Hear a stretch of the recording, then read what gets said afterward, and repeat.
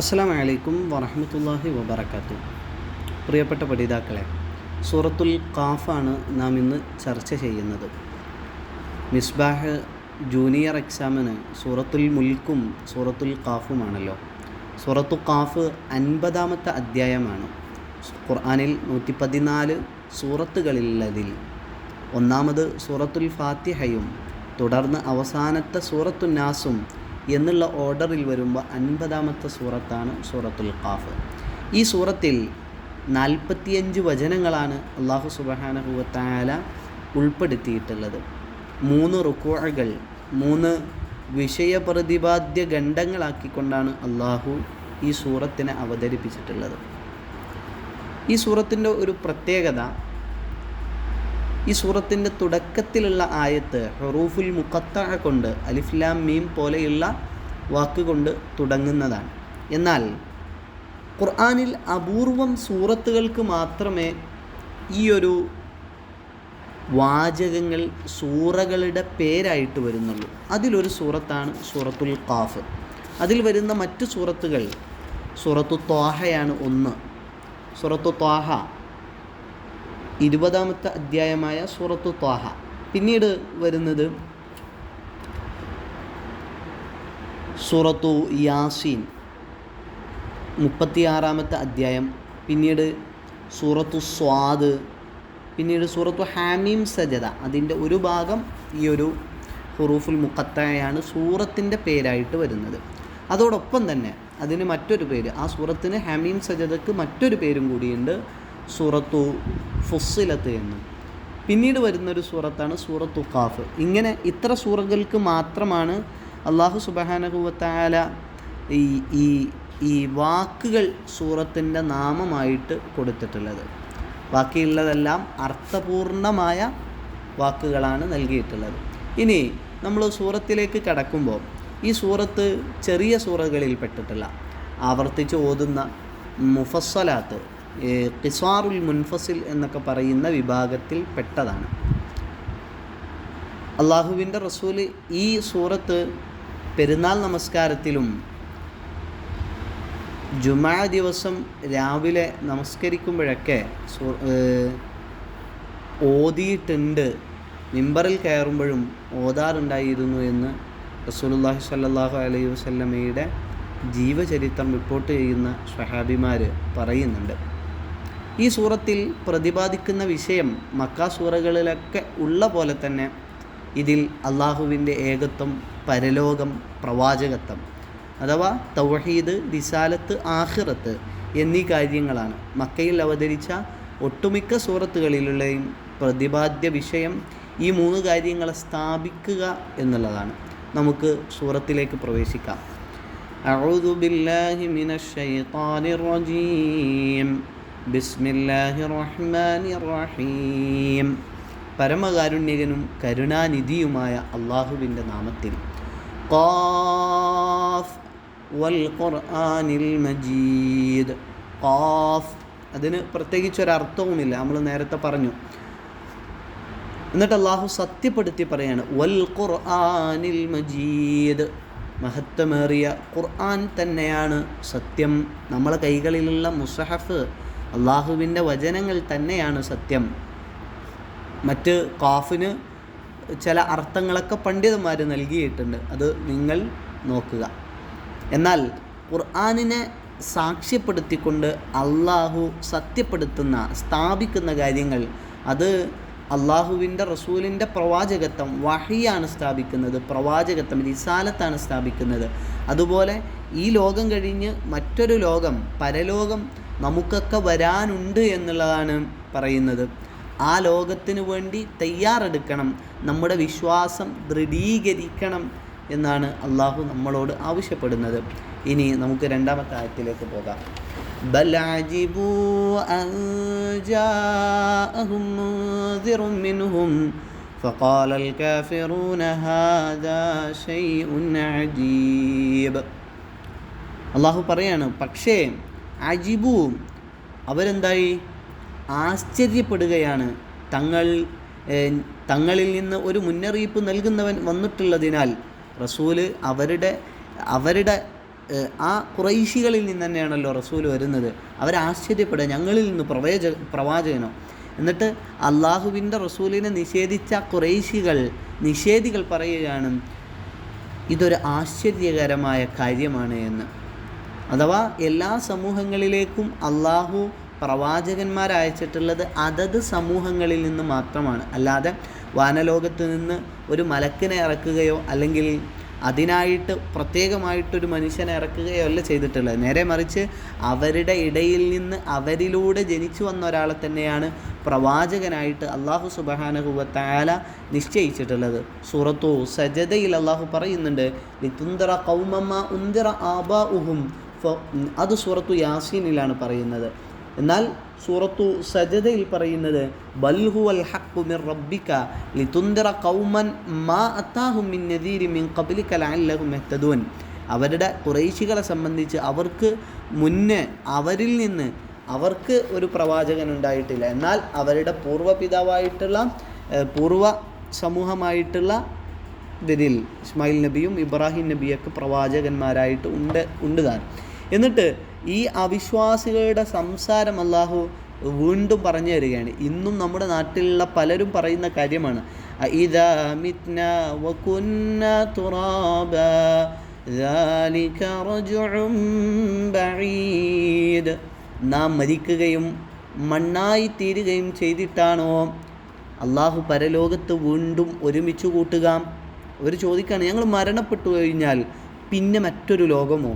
ഞങ്ങൾ ഈ മണ്ണിൽ കിടന്ന് ദ്രവിച്ചു നുരുമ്പിപ്പോയതിനു ശേഷം വീണ്ടും ഞങ്ങൾ പുനരുജ്ജീവിപ്പിക്കുമെന്നോ എന്ന് അവിടെ വെച്ച് ചോദിക്കുമെന്ന് നമ്മൾ റസൂലിനോട് ചോദിക്കുന്നുണ്ട്. ഇന്നും അവിശ്വാസികൾ അങ്ങനെ ചോദിക്കുന്നുണ്ടല്ലോ. അവർ പറയണത് ദാലിക റജ്ഉൻ ബഈദ്, ഇത് വിദൂരമായിട്ടുള്ള ഇത് നടക്കാത്ത ഒരു സംഭവമാണ് എന്ന് അവർ അവിടെ വെച്ച് പറയുന്ന. എന്നാൽ അവസാന കാലത്ത് ഉണ്ടാകാൻ പോകുന്ന യാഥാർത്ഥ്യത്തെ പറ്റിയിട്ട് അള്ളാഹു പറയുന്നുണ്ട്. അള്ളാഹു പറയുന്നത് എങ്ങനെയാണ്?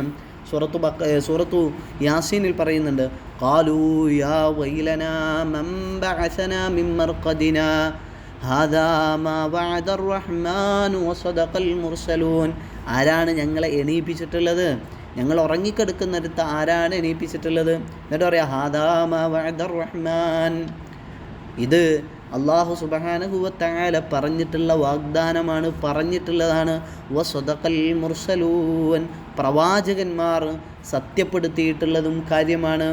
അന്ന് ഞങ്ങൾ അതിനെ നിഷേധിച്ചു, എന്നിട്ട് അവർക്കന്ന് നാശമായിരിക്കുമെന്ന് അള്ളാഹു സുബ്ഹാനഹു വ തആല പറഞ്ഞു തരുന്നുണ്ട്. അപ്പോൾ പിന്നീട് അള്ളാഹു വീണ്ടും പറയുകയാണ് ഖദ് അലിംനാ മാ തൻഖുസുൽ അർളു മിൻഹും വഇൻദനാ കിതാബുൻ ഹഫീദ്.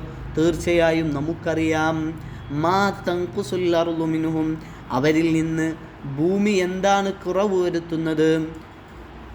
വഇൻദനാ കിതാബുൻ ഹഫീദ്, എല്ലാം സൂക്ഷ്മമായി ശേഖരിച്ചു വെക്കുന്ന രേഖപ്പെടുത്തുന്ന ഗ്രന്ഥം നമ്മുടെ അടുക്കലുണ്ട് എന്ന് അള്ളാഹു സുബ്ഹാനഹു വ തആല പറയുന്നുണ്ട്.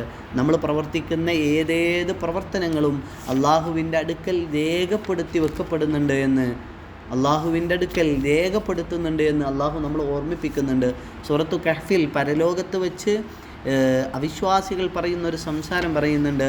ഖാലു, അവർ പറയാണ് ഇതിലൊന്നും ഒരു സാധനവും വിട്ടുപോയിട്ടില്ലല്ലോ. ലാ യുഗാദിറു സഗീറതൻ വലാ കബീറതൻ ഇല്ലാ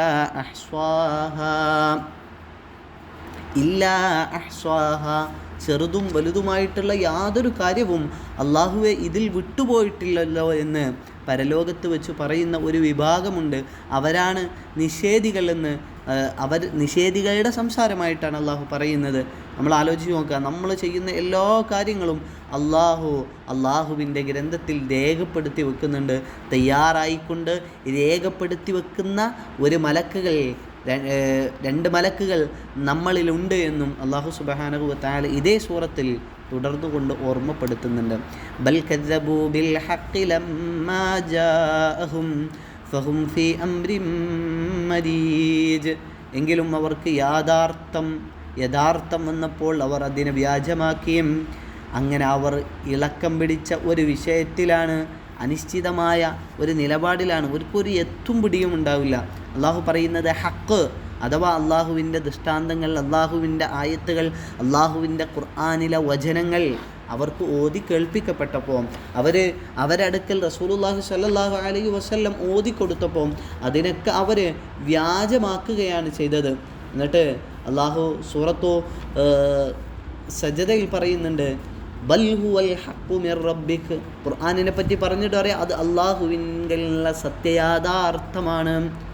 അതോ അതെന്തിനു വേണ്ടിയിട്ടാണ്? ജനങ്ങളെ താക്കീത് ചെയ്യുന്നതിന് വേണ്ടിയിട്ട്, ഉത്ബോധനം ചെയ്യുന്നതിന് വേണ്ടിയിട്ടാണ്. അതാണ് ഇവിടെ ഹക്ക് കൊണ്ട് പറയുന്നത്.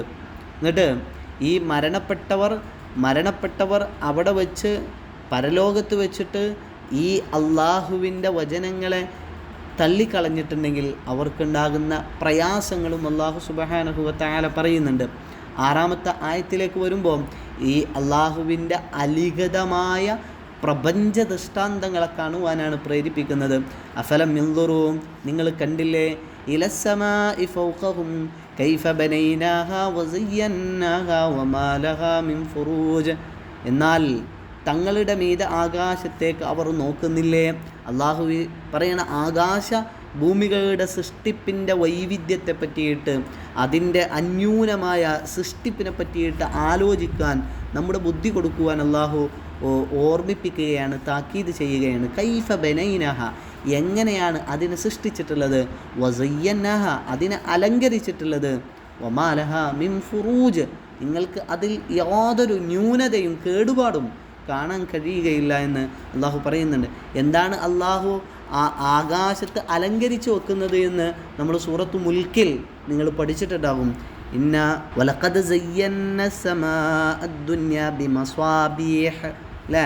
നമ്മൾ പഠിച്ചു സൂറത്തു മുൽക്കിൽ 5-ാമത്തെ വചനത്തിൽ ആകാശത്തെ അലങ്കരിച്ചു വെച്ച വിളക്കുകളെ പറ്റിയിട്ട്.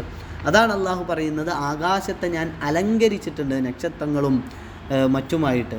വൽ അർള മദദ്നാഹാ വഅൽഖൈനാ ഫീഹാ റവാസിയ വഅൻബത്നാ ഫീഹാ മിൻ കുല്ലി സൗജിൻ ബഹീജ്.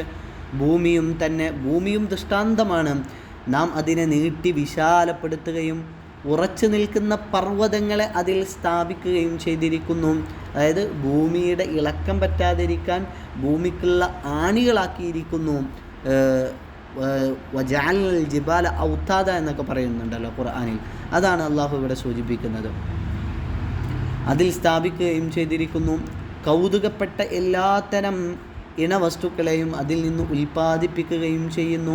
എല്ലാവിധ കാര്യങ്ങളെയും അള്ളാഹു ഇണകളായിട്ടാണ് സൃഷ്ടിക്കുന്നത് എന്ന് അള്ളാഹു സുബ്ഹാനഹു വ തആല സൂറത്തു യാസീനിൽ പറഞ്ഞു വെക്കുന്നുണ്ട്.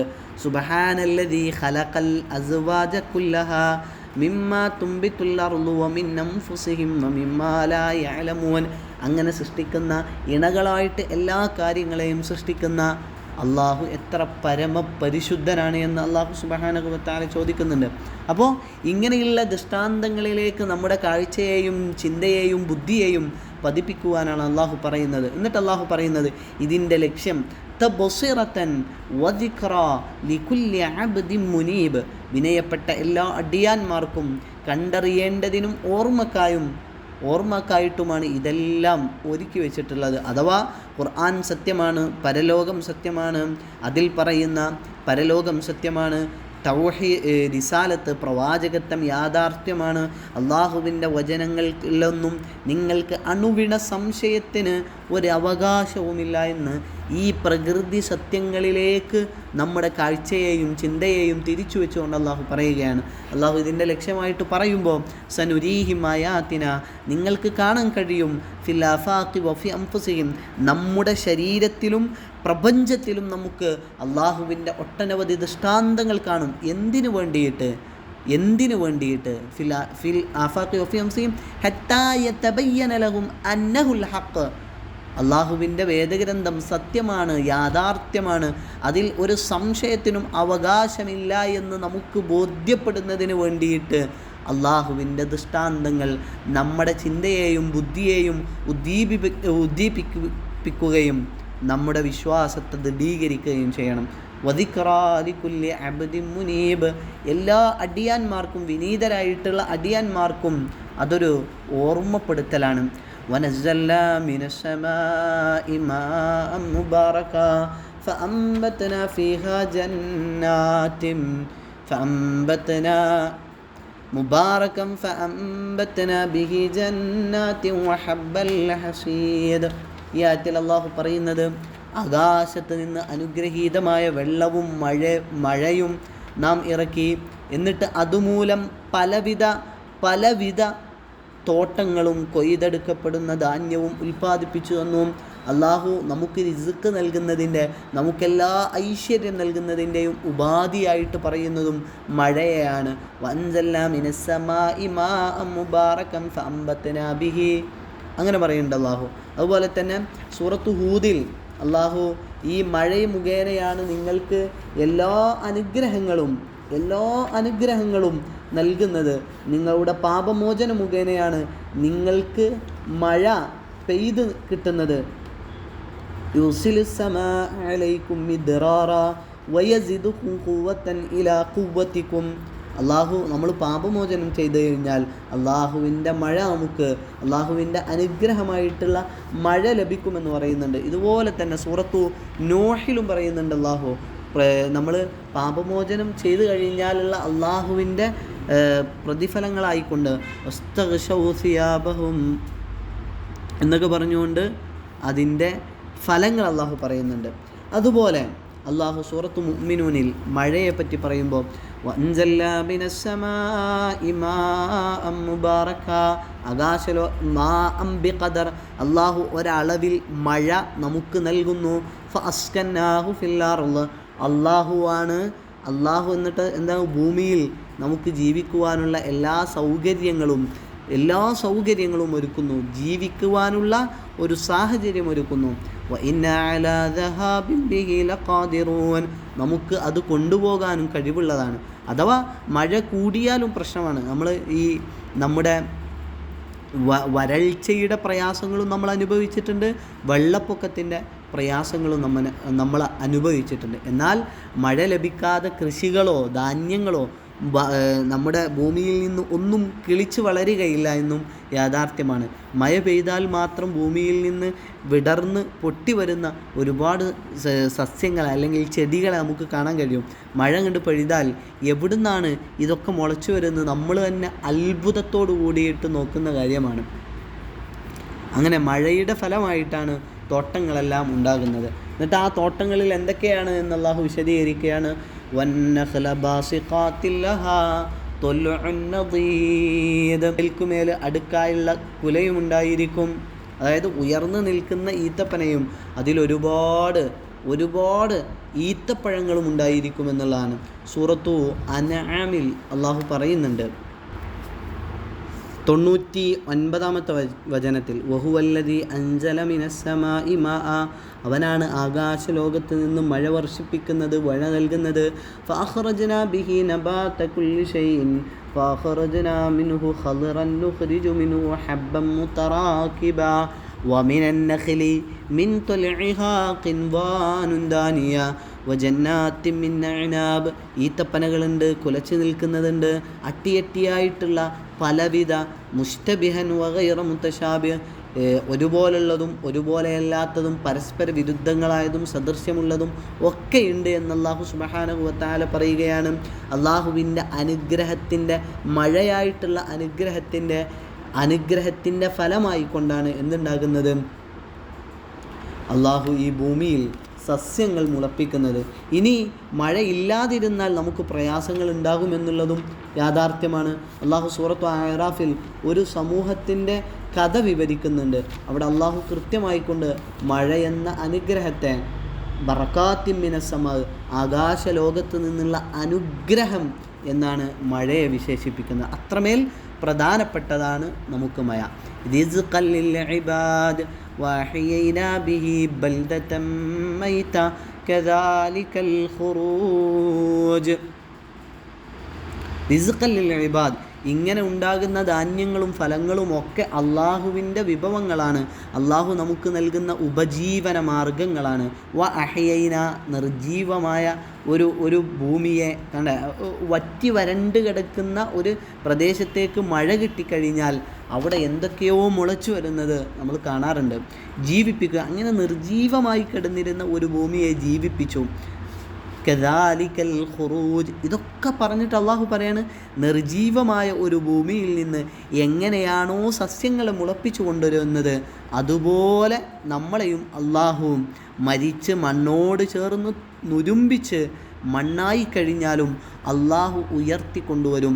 അള്ളാഹു പുനരുദ്ധാനത്തെ, ഈ പ്രകൃതിയിലെ സത്യയാഥാർത്ഥ്യങ്ങളെ മുഴുവൻ പറഞ്ഞുകൊണ്ട് നമ്മുടെ ബുദ്ധിയെ ഉദ്ദീപിപ്പിച്ചുകൊണ്ട് ഈ യാഥാർത്ഥ്യത്തിലേക്കാണ് വിരൽ ചൂണ്ടുന്നത്. അഥവാ മാലിക് യൗമിദ്ദീൻ, പ്രതിഫല നാളിൻ്റെ ഒരു ദിവസം വരാനുണ്ട് എന്ന് മനുഷ്യരുടെ, പ്രത്യേകിച്ച് വിശ്വാസികളുടെ മനസ്സിൽ, അതുപോലെ തന്നെ അള്ളാഹുവിൻ്റെ റസൂല് പ്രബോധനം ചെയ്തിരുന്ന മറ്റുള്ളവരിലേക്കും ഇക്കാലത്തുള്ള സകല ജനങ്ങളുടെ ഹൃദയത്തിലും പരലോകമെന്നുള്ളത്, ബിഅസത്ത് അഥവാ പുനരുദ്ധാനം എന്നുള്ളത് അള്ളാഹു സ്ഥാപിക്കുകയാണ്. ഇൻഷാ അല്ലാഹ് ബാക്കി നമുക്ക് അടുത്ത എപ്പിസോഡിൽ ചർച്ച ചെയ്യാം. അസ്സലാമു അലൈക്കും വറഹ്മത്തുള്ളാഹി.